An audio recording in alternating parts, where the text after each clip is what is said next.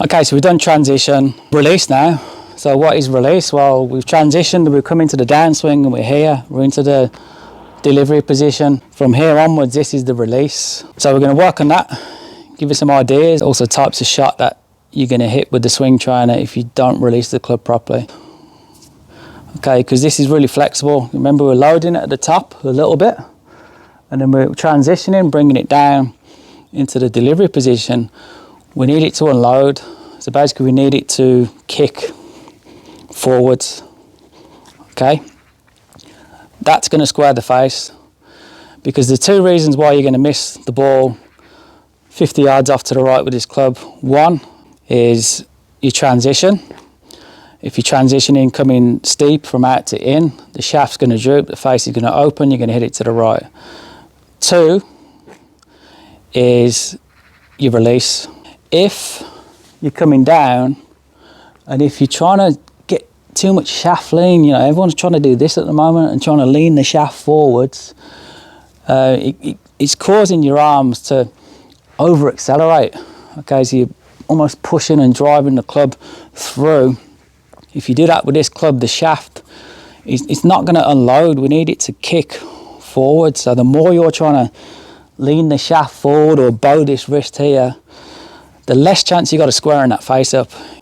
So to work on the release, you've got to work on the Tommy Fleetwood stoppers that I've talked about before, where you hit full shots and then you come through and you're trying to feel like you're cutting the follow through off. Previous video I was showing you the little stopper drills for the downswing to that point, just to feel the arms and club coming down. Now we're stopping about 3/4 of the way through.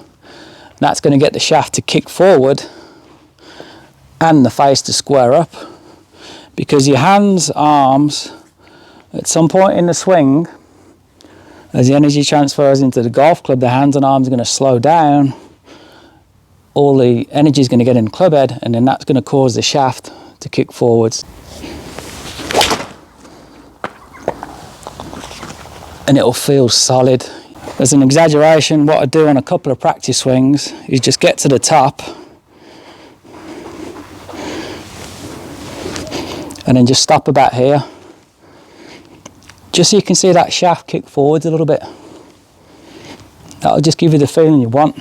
Not saying your hands and arms stop completely on impact, they don't, but they slow down a hell of a lot. We can see from the top of the swing, hands, arms and club accelerate quickly down to the delivery position, and then they decelerate, because that's the kinematic sequence, that's the transfer of energy from ground to body to golf club, and that's what we're trying to do. That's what these swing trainers are really good for, helping you do that without thinking about it.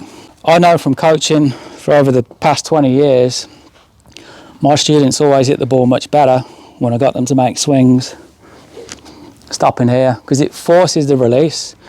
Because as your arms and club slow down, as you're trying to stop your arms here, the momentum from the club carries on. So you're actually forcing the face of the club to release, forcing all the energy into the ball. Solid.